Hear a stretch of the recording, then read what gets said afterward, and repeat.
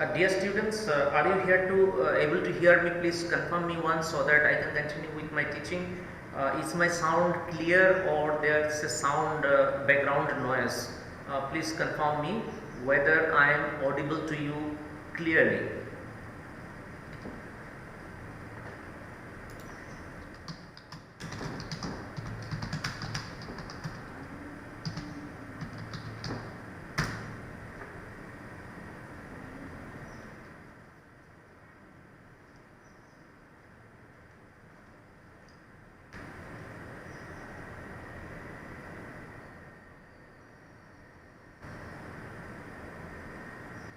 Okay, Rian Mridula, is there any background? Yes, sir. Okay, is there any background noise?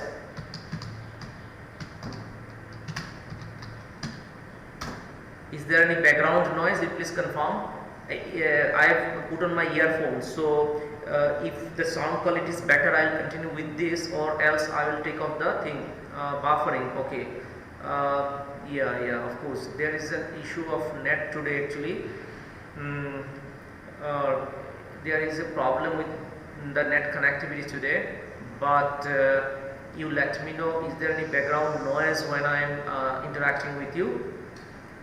There is background noise. Okay. Thank you, Anuj. But am I? Shall I continue? Is it better with the earphone or without earphone? I should even with background noise. Am I audible clearly? Even with background noise, am I audible clearly? You please let me know.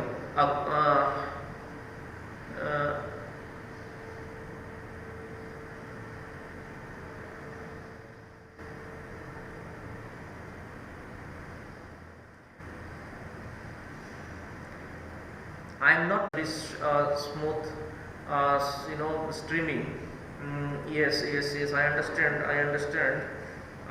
Let's see what happens as time passes. Let's see what happens. Whether I shall be able to do justice today. Net. Streaming. Yes, I understand. Let's see what happens let's see what happens. Whether I should be able to do justice today.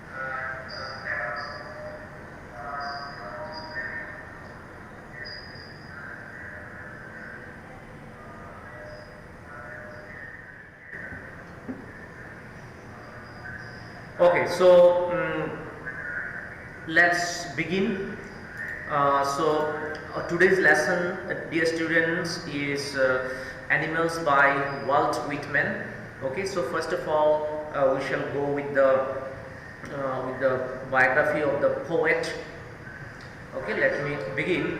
Today's lesson is Animals by Walt Whitman. Okay, so I hope you'll be able to hear me. Let's find out.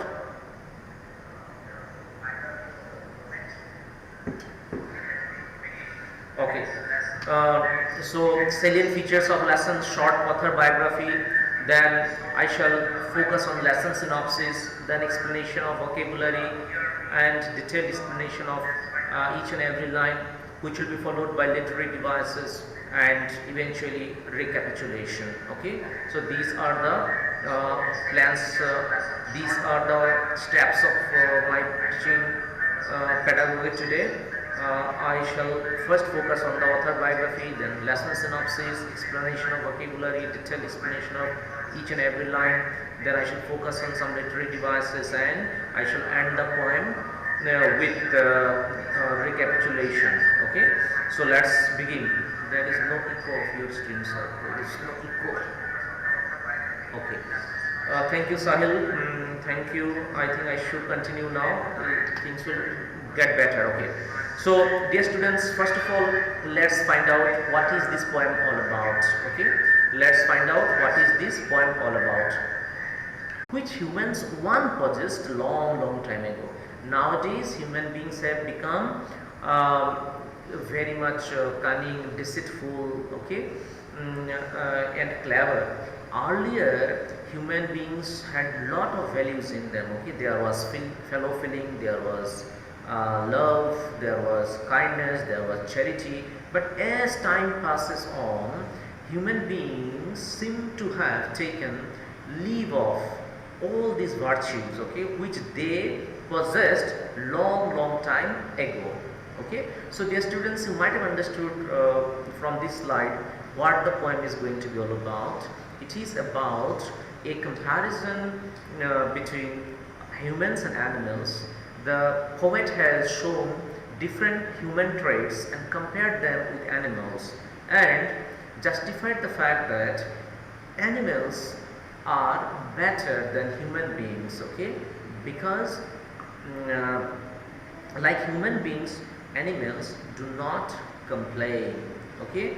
They do not complain, they do not commit sins, they are not deceitful like human beings, okay, and so on. So we shall discover in the course of the poem the detailed comparative study between animals and man, and how the poet goes on to establish the fact that animals are better than human beings, okay. So let's continue. So short biography of the writer, okay, dear students. So it's not let me just change it here. Is Walt Whitman actually, okay. It is Walt Whitman. He is a very famous nature poet of United States, okay. So he is a nature poet. Walt Whitman was born in West Hills, Long Island, US on May 31st, 1819. He was the second child in a family of 11. Okay, so he was born in United States of America on May 31st, 1891. He was the second child in a family of 11. In 1836, at the age of 17, he began his career as a teacher and continued to teach until 1841, when he turned to journalism as a full-time career. Okay, so he initially began his career with the teaching profession, okay, and continued to teach until 1841, when he turned to journalism as a full-time career. Then he founded a weekly newspaper, Long Islander, and later edited a number of Brooklyn and New York papers under the influence of the Roman society. Okay, so dear students, before I go ahead, I would like to take your feedback. Yo, good morning, Sahil. Okay, so am I audible properly, dear students? Is it okay? Sound is okay now, I suppose. Understood? Yes, of course. Buffering is a great issue, dear students, because of the slow net connectivity today. Today there is a problem since morning with BSNL. So there's a problem. I have kept the stream at low latency. In spite of that, it's buffering. So it means that net connectivity is awfully slow today. Okay, it's awfully slow. That is why it's happening, dear students. So let's continue for some time. Let's see what happens. Has it improved now? Buffering has improved, I suppose. To some extent, I suppose it happens. In between, there might be some buffering. In that case, I will repeat the content for you. What else to be done? Okay. So let's wait for some more time for the connectivity to be restored. Anyway, in the meantime, I hope there is no buffering at this moment. So let me continue. Okay. So Walt Whitman is a romantic poet, is a nature poet, okay, who belonged to the United States of America. He is primarily known for his work, Leaves of Grass. So he is primarily known for his work, which is the work Leaves of Grass. Understood? Okay. Now let's move on to the poem straight away. Okay. Let's move on to the poem straight away. First, try to focus on the text of the poems. Okay, do not focus your attention on the right side of in the explanation part, because first of all we'd like to understand the meaning of each and every line. Then when I'll read out the explanation, you shall also go along with me. Okay, till that time please try to focus on the first 3 lines of this poem. of the first stanza. Okay, just a minute. Yeah. So okay, I think I could turn and live with animals. They are so placid and self-contained. I stand and look at them long and long. The poet says that he thinks that he could turn live with animals, means he should leave the human company and turn to animals for the company, because according to the poet the animals are so placid. Placid means very relaxed, calm, quiet. Okay, so placid and self-contained. Self-contained means they are contained in themselves. Their focus is on themselves only, unlike human beings who not only focus on themselves but also focus on others. Okay, our attention is always to what our friend is doing, what our next door neighbor is doing. Understood? So human beings have a typical characteristic. Human beings are so very much unique and so very much peculiar.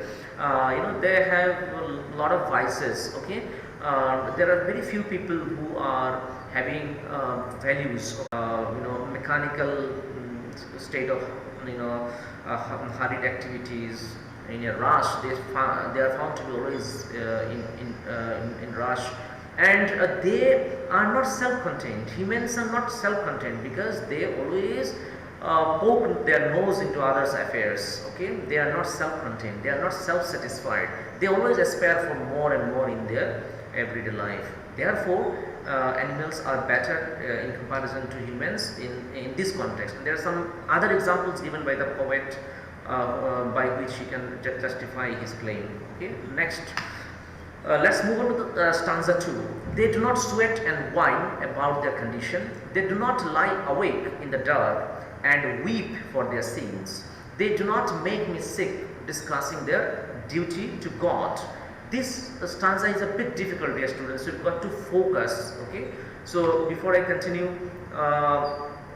Nidhu Manasvi, of course, sometimes, but I don't think it's buffering now. Manasvi, what you do is in your setting you just make it 240p. Okay, if you make it 240p, in that case I suppose there will not be any buffering issue, because it so happens that if we set our video resolution to 360p or 720p, in that case if your net connectivity is slow, then it will frequently buffer. Therefore, it's important that you keep your resolution, video resolution at 240p. Okay, let's find out.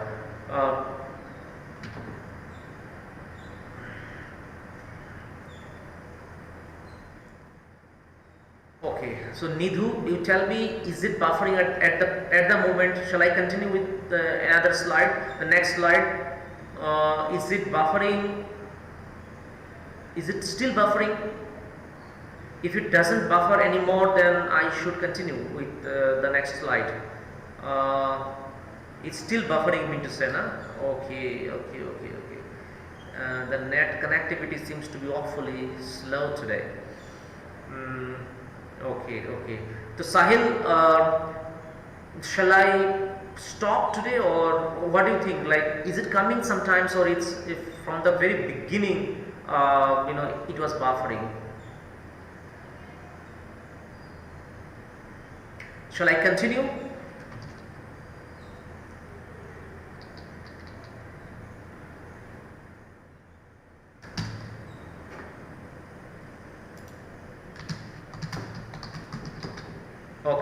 Okay, thank you, Sahil, thank you. Okay, so they do not sweat and whine about their condition.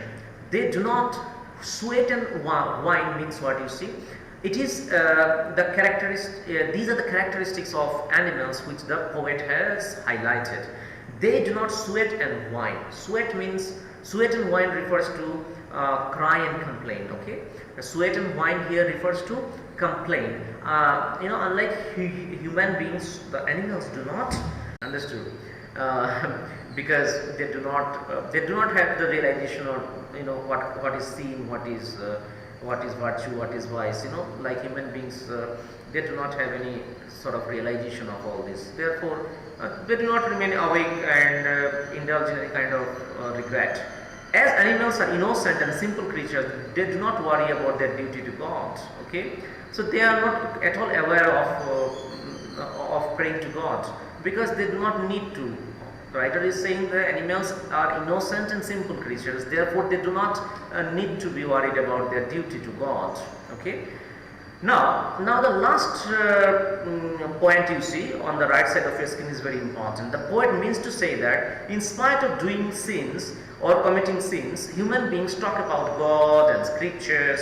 On the other hand, animals, being so innocent, do not need to turn to God for confession or asking for forgiveness. Understood? The poet means to say that in spite of doing sins or committing sins, human beings talk about God and scriptures. Okay, so it is a kind of hypocrisy on the part of human beings, dear student. Okay, on the one hand you are going to temple, on the one hand you are worshipping God, and on the other hand you are indulging in committing sins. So this is something which is not complementing one another. So if our activity does not complement with our words, okay, then it is nothing sort of hypocrisy. Okay, it's hypocrisy only. Okay, because we should always practice what we preach. Always remember, we should always practice what we preach. So if we preach that we should be honest and truthful in our everyday life, also in our everyday activity, also we have to apply such honesty and truthfulness in our activities. Okay, only then our preaching will be complementing our practice. Understood? Otherwise it will be called, I shall be called a hypocrite. Okay, hypocrite means a person, hypocrite means a person who does opposite of what he says. Okay, he is a hypocrite because he does not follow what he preaches. So that is the complaint of the poet here. The poet says that human beings indulge in sins, that therefore they do not need to repent for their action. Okay, like human beings, they do not have to indulge in any kind of repentance. Okay, and human beings are hypocrite in nature. Why? Because on the one hand they worship God, on the other hand they indulge in sins. Okay, so their preaching or their preaching doesn't complement their practice. Their preaching is something what is different from what they practice. Okay, now let's move on to the next stanza, stanza 3. First focus on the text lines, dear students. Don't shift your attention to the explanation first. Okay, whenever I will I will read out the explanation, you shall also see along with me. No one is dissatisfied, no one is demented with the mania of owning things. No one kneels to another, nor to his kind that lived thousands of years ago. Not one is respectable or unhappy over the whole earth. Okay, here again the characteristics of animals have been highlighted here. Okay, so when the characteristics of animal have been highlighted, indirectly he is making comparison with human beings. Okay, when he is saying no one is dissatisfied, no animal is found to be dissatisfied with himself or herself.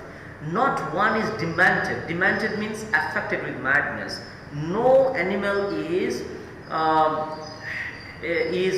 affected by the craziness, okay, of owning more and more things like human beings do.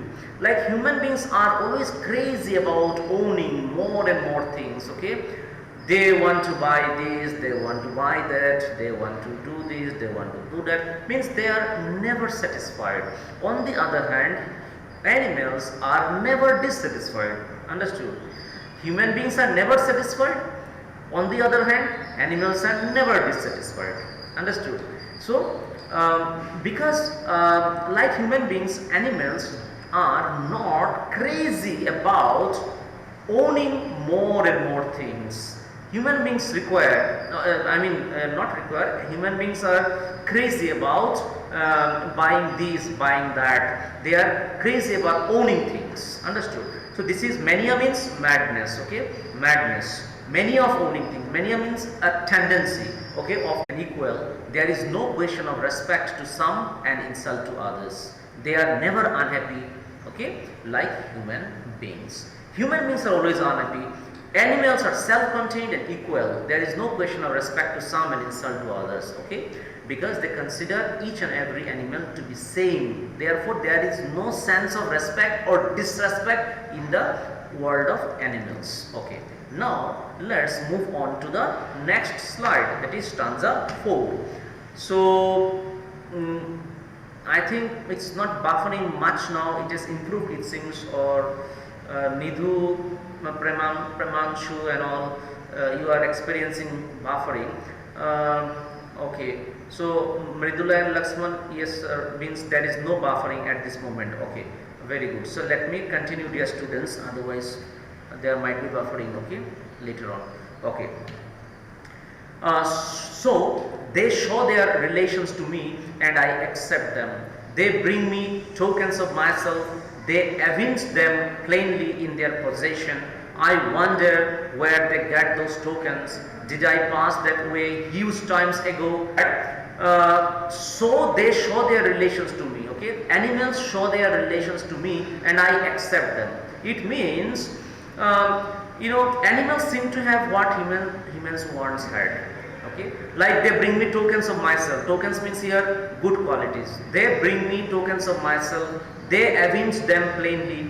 Evince means display them plainly in their possession. I wonder where they get those tokens. Did I pass that way huge times ago and negligently drop them? It means animals remind human beings, okay, of their values, of their virtues. Animals seem to have values what human beings once had, that is kindness, self-containment, innocence. Animals possess those qualities what humans possessed a long time ago. Understood? So whatever qualities animals are possessing are the qualities which humans too used to possess long time ago. Okay, as I told you in the beginning while explaining you the theme, like human beings had values of course, but as time passed on, values started eroding. Okay, values started eroding because of the disintegration of social structure. Earlier we had joint family system. Okay, there was a lot of love, care in the family. Okay, the children were taken care of by their grandmother, grandfather. Okay, and everyone used to live amicably, very much peacefully and happily. And now with the integration of the family structure, now it is ultra nuclear family that a child requires for holistic growth since childhood. Understood? So as a passing reference I have described to you this, but the poet is saying here, animals remind me, okay, they show their relations to me and I accept them. They bring me tokens of myself. They evince them plainly. The tokens of myself. Tokens of myself here, the good qualities that human beings used to have before. Okay, so they bring me tokens of myself. They evince them plainly in their possession.